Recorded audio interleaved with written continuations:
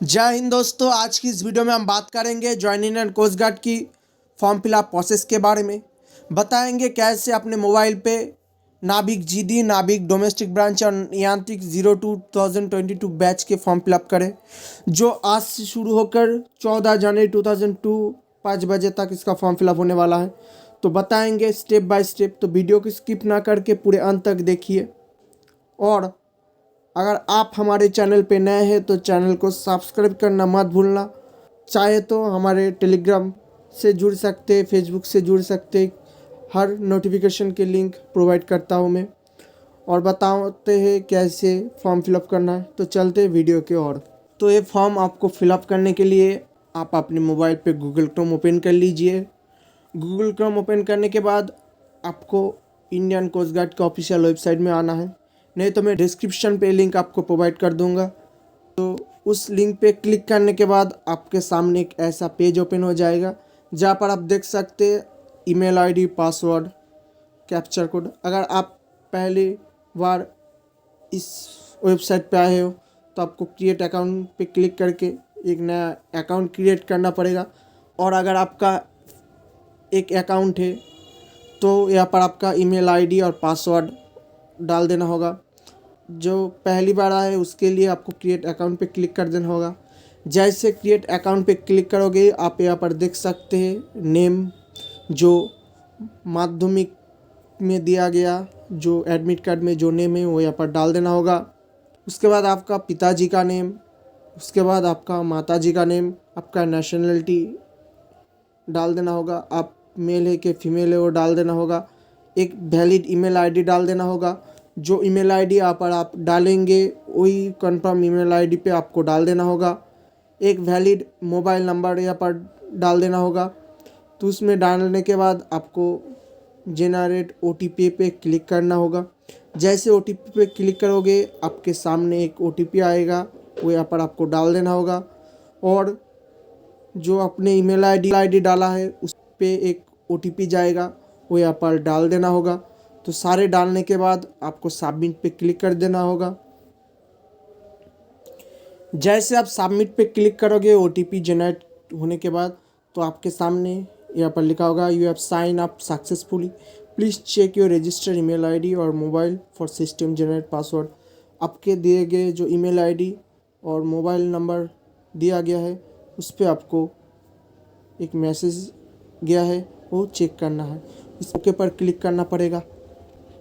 जैसे आप ओके पर क्लिक करोगे, आप ईमेल आईडी और मोबाइल नंबर डाला है उस पर एक मैसेज जाएगा, जहाँ पर आपकी ईमेल आईडी और पासवर्ड का एक मैसेज जाएगा, वो यहाँ पर आपको डाल देना होगा।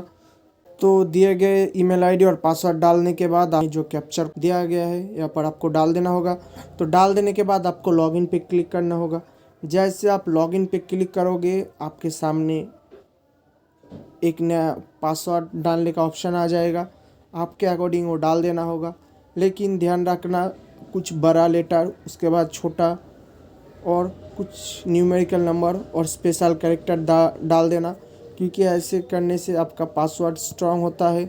ऐसे आप कुछ डाल सकते हैं, जैसे मैं दिखा रहा हूँ, कुछ दोनों बड़ा लेटर, उसके बाद कुछ छोटा, उसके बाद कुछ न्यूमेरिकल नंबर, उसके बाद स्पेशल कैरेक्टर, आप ऐसे डाल देना।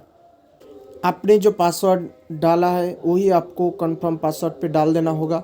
डालने के बाद आपके जो कैप्चर कोड है यहाँ पर आपको डाल देना होगा।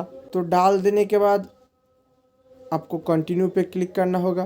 तो आपके सामने सक्सेस पासवर्ड आ जाएगा, यहाँ पर आपको ओके कर देना होगा। जैसे आप ओके करोगे आपके सामने कुछ इंस्ट्रक्शन आ जाएगा, आप चाहे तो पढ़ सकते हैं, नहीं स्क्रॉल करके आपको नीचे आकर इस बॉक्स पे क्लिक करके सबमिट पे क्लिक कर देना होगा। जैसे आप सबमिट पे क्लिक करोगे आपके सामने आपने जो इंस्ट्रक्शन डाला है वो आ जाएगा। यहाँ पर आप चाहे तो सेकेंडरी ईमेल आईडी डाल सकते हो और आप ऑल्टरनेट मोबाइल भी नंबर डाल सकते हो। आप मैरिजल स्टेटस मैरिड है कि अनमैरिड, यहाँ पर आपको क्लिक कर देना होगा। आपका आधार कार्ड नंबर यहाँ पर डाल सकते हैं, नहीं तो आप कुछ अलग फ़ोटो आईडी भी चूज़ कर सकते, जैसे आधार आईडी हो गया, driving licence, password, voter ID, PAN card. तो वो सिलेक्ट करने के बाद वो जो सिलेक्ट करेंगे वो यहाँ पर आपको नंबर डाल देना होगा। वो नंबर यहाँ पर आपको डाल देना होगा। डाल देने के बाद वही कंफर्म आईडी का नंबर यहाँ पर नीचे डाल देना होगा। डालने के बाद आपको आइडेंटिफिकेशन मार्क्स, दोनों आइडेंटिफिकेशन मार्क्स देना होगा, जैसे तिल हो गया, कुछ काटने का निशान, वो यहाँ पर आपको लिख देना होगा। उसके बाद आप स्टूडेंट कैटेगरी कौन सी कास्ट से आते हैं, SC ST OBC EWS, आपका डेट ऑफ बर्थ डाल देना होगा। आपका डेट ऑफ बर्थ का प्रूफ डाल देना होगा, जैसे 10 का सर्टिफिकेट हो गया। उसके बाद आपको एज रिलेक्शन चाहिए कि नहीं हो, यहाँ पर चाहिए तो यस करना होगा, नहीं तो आपको नो कर देना पड़ेगा। सिलेक्ट एम्प्लॉयमेंट्स, आप एम्प्लॉयमेंट है कि नहीं वहाँ पर आपको डाल देना पड़ेगा। तो सारे कुछ इंस्ट्रक्शन दिया गया है, जैसे आपका फ़ोटो का साइज JPG फॉर्मेट में कितना KB के अंदर आपको डालना होगा, यहाँ पर आपको विस्तार से बताया गया है। अपलोड फ़ोटो ID प्रूफ आपको 10 KB से 100 KB के अंदर डालना होगा। आपने जो डेट ऑफ बर्थ दिया है उसका प्रूफ यहाँ पर डाल देना होगा, वो भी JPG फॉर्मेट में। तो सारे देने के बाद आपको सेव पे क्लिक करना होगा। सेव पे क्लिक करने के बाद आपका जो पर्सनल डिटेल्स है वो सेव हो गया। उसके बाद आपको ओके पर क्लिक करना होगा। जैसे आप ओके पर क्लिक करोगे, आप यहाँ पर देख सकते हैं आप नाभिक DB पे फॉर्म फिलअप करना चाहते हो कि GD पे और यांत्रिक पे, आपको सिलेक्ट करना पड़ेगा। उसके अकॉर्डिंग आपको डिटेल्स डाल देना होगा।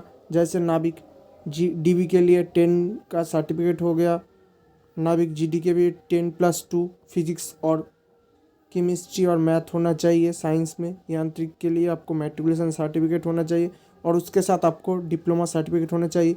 तो यहाँ पर आप चूज़ कर सकते हैं आपके अकॉर्डिंग। उस करने के बाद आपको सेव पे क्लिक करना होगा। जैसे आप सेव पे क्लिक करोगे, अप्लाइड पोस्ट सेव सक्सेसफुली हो गया। इस पर आपको ओके पर क्लिक करना होगा। जैसे आप ओके पर क्लिक करोगे, आपको क्वालिफिकेशन डिटेल्स यानी आपने जो पोस्ट चुना है उसके अकॉर्डिंग आपको क्वालिफिकेशन डिटेल्स डाल देना होगा। लेकिन ध्यान रखना, ये जो एजुकेशन क्वालिफिकेशन है आपको JPG JEG और PNG और PDF फॉर्मेट में डालना होगा। इसका साइज 10 से 100 KB के अंदर होना चाहिए और इसके अकॉर्डिंग आपको डाल देना पड़ेगा। Did you pass in class 10, आपने 10 क्लास में पास कर चुके हो तो आपको यस करना होगा। सिलेक्ट एजुकेशन बोर्ड, आप कौन सी बोर्ड से पास कर चुके हो वो यहाँ पर आपको डाल देना होगा। आपके अकॉर्डिंग आप डाल देना। तो डाल देने के बाद आपका 10 का सर्टिफिकेट नंबर वो यहाँ पर आप सर्टिफिकेट पे देख के डाल देना। उसके बाद आप कौन से अकॉर्डिंग आपका एजुकेशन नंबर देना चाहते हो, परसेंटेज, CGPA, ग्रेड। तो उसके बाद आपका मार्कशीट, उसके बाद आपका डेट ऑफ इशू यानी आप कौन सी तारीख में आपका मार्कशीट इशू हुआ वो यहाँ पर आपको डाल देना होगा। Do you have any additional marksheet 10, यानी अगर आप फेल कर चुके हो किसी बंदे तो आपको मार्कशीट है कि नहीं वो यहाँ पर डाल देना, नहीं तो आपको नो कर देना पड़ेगा। उसके बाद आपका कौन से सब्जेक्ट था वो यहाँ पर आपको डाल देना होगा। उसके बाद अगर आप किसी ऐड सब्जेक्ट करना चाहते हो तो आपको ऐड सब्जेक्ट पे क्लिक करके आपको ऐड कर सकते हो। उसके बाद आपने जो एजुकेशन चूज़ किया यानी आपने जो पोस्ट चूज़ किया उसके अकॉर्डिंग आपको 10 का मार्कशीट का PDF, PNG और PEG किसी भी फॉर्मेट में आप डाल सकते हो, वो यहाँ पर आपको डाल देना होगा। आपका सर्टिफिकेट डाल देना होगा। तो सारे इन्फॉर्मेशन डालने के बाद आपको ओके पर क्लिक करना होगा। जैसे आप ओके पर क्लिक करोगे पेज ओपन हो जाएगा, जहाँ पर आपका परमानेंट एड्रेस पूछा जाएगा, आपका हाउस और स्ट्रीट का नेम, लैंडमार्क, फ़ोन और एरिया कोड अगर आप जानते हो तो डाल देना, नहीं तो छोड़ देना। उसके बाद कंट्री यहाँ पर दिया गया है, स्टेट आप कौन सी स्टेट से आते हो वो यहाँ पर आपको चूज़ करना पड़ेगा। डिस्ट्रिक्ट चूज़ करना पड़ेगा, सब डिस्ट्रिक्ट है उसके अकॉर्डिंग आपको चूज़ करना पड़ेगा। Pin code, post office choose करना पड़ेगा। और अगर आपका करेंट एड्रेस और परमानेंट एड्रेस अगर सेम है तो यहाँ पर आपको इस बॉक्स पे क्लिक कर देना होगा। तो सारे चूज़ करने के बाद आपका डोमिसाइल स्टेट चूज़ करना पड़ेगा, आप कौन सी स्टेट से आते हो। उसके बाद आपका यहाँ पर सेव पे क्लिक कर देना होगा। जैसे सेव पे क्लिक करोगे फिर से ओके पर क्लिक करने के बाद ट्रेडिशनल पर्सनल डिटेल्स पर आकर आपको चेक करना पड़ेगा, जो आपका है वो आपको यस करना पड़ेगा, नहीं तो आपको नो करना पड़ेगा। जैसे NC सर्टिफिकेट आपका है तो यस करना पड़ेगा, नहीं तो नहीं। सैनिक स्कूल में पढ़ा है तो यस, नहीं तो नहीं। No. Whether service in arm force, अगर यस तो यस करना पड़ेगा, नहीं तो no. Have you represent any level in sports, आप अगर स्पोर्ट्स खेले हो तो यस, नहीं तो no. Do you know swimming, अगर आप स्विमिंग जानते हो तो आपको यस करना पड़ेगा, नहीं तो आपको नो करना पड़ेगा। Are you son of serving, retired, discharge, disgrace coast guard personnel officer, SO, AP, civilian staff, अगर है तो यस, नहीं तो आपको नो करना पड़ेगा। D U son of coast guard personnel whose death in एस्ट्यूड ऑफ टू सर्विस, अगर है तो यस, नहीं तो आपको नो करना पड़ेगा। आपका अकॉर्डिंग आपको देखना पड़ेगा, उस इंफॉर्मेशन अगर है तो आपको यस करना पड़ेगा, नहीं तो आपको नो करना पड़ेगा। उसके बाद have you been discharge from the Indian army, navy, air force, any government organisation, अगर है तो यस, नहीं तो आपको नो करना पड़ेगा। Details preceding in court of law, देख के फॉर्म ज़रूर भरना। तो सारे फिलअप करने के बाद आपको सबमिट पे क्लिक करना पड़ेगा। जैसे आप सबमिट पे क्लिक करोगे आपके सामने एक नया पेज ओपन हो जाएगा, जहाँ पर आपको मांगा जाएगा फ़ोटो और सिग्नेचर, जिसके लिए आपको एक फ़ोटो होना चाहिए, एक स्लेट के अंदर आपका नेम और उसमें आपका DOP यानी जो फ़ोटो आप खिंचा रहे हैं उसका डेट लिखना पड़ेगा। आपका स्कैन सिग्नेचर, आपका सिग्नेचर स्कैन करना पड़ेगा और लेफ्ट थंब इम्प्रेशन देना पड़ेगा ऐसे, और आपका पेरेंट्स का एक सिग्नेचर यहाँ पर आपको नीचे देना पड़ेगा। सारी इन्फॉर्मेशन डालने के बाद आपको सेव पे क्लिक करना पड़ेगा। जैसे आप सेव पे क्लिक करोगे आपको एक सामने ओके आएगा, वहाँ पर आपको क्लिक करना पड़ेगा। उसके बाद आप कौन सी जगह पे आपका फॉर्म फिलअप, आपका एग्ज़ाम देना पसंद करोगे, यहाँ पर स्टेट वाइज वो आपको चूज़ करना पड़ेगा। स्टेट चूज़ करने के बाद आपको सिटी चूज़ करना पड़ेगा।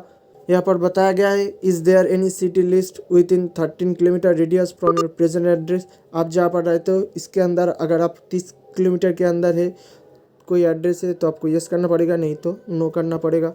उसके बाद आपको सिटी चूज़ करना पड़ेगा, आप कौन सी स्टेट में एग्ज़ाम देना पसंद करोगे उसके अकॉर्डिंग आपको सिटी चूज़ करना पड़ेगा, जैसे डिब्रूगढ़, गुवाहाटी, जोरहाट हो गया। उसके बाद अगर किसी और जगह चूज़ करना चाहते हो तो उसके अकॉर्डिंग आपको स्टेट चूज़ करना पड़ेगा। उसके बाद आपका सिटी चूज़ करना पड़ेगा। ऐसे चूज़ करने के बाद आपको तो सारे करने के बाद आपको स्टेज 2 पर सिटी पेपर्स देना पड़ेगा। आपका सिलेक्शन ऑफ एग्ज़ाम सिटी आपको अकॉर्डिंग चूज़ करना पड़ेगा। तो सारे करने के बाद आपको सेव पे क्लिक करना होगा। सेव पे जैसे क्लिक करोगे आपका successful stage 2 paper and save successfully message आ जाएगा। इसके बाद आप देख सकते हो शो ऑल और हाइड ऑल, तो सारे फॉर्म एक बार चेक करना। चेक करने के बाद आपको यहाँ पर जो जो इंस्ट्रक्शन दिया गया है यहाँ पर आपको क्लिक कर देना होगा बॉक्स पे।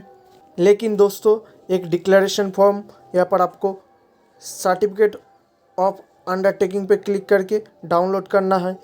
उसके अकॉर्डिंग जिसमें आपको सर्टिफिकेट ऑफ अंडरटेकिंग में आपका नेम और सन ऑफ आपका पिताजी का नेम लिखना पड़ेगा। यहाँ पर आपका एक फ़ोटो डालना पड़ेगा और यहाँ पर आपका पिताजी का सिग्नेचर करना पड़ेगा। यहाँ पर आपका सिग्नेचर करना पड़ेगा राइट साइड में और नीचे आपका एक फ़ोटो डाल देना पड़ेगा। तो डालने के बाद आपका यहाँ पर सिटी पड़ेगा। सिटी लिखने के बाद आपका डेट लिखना पड़ेगा।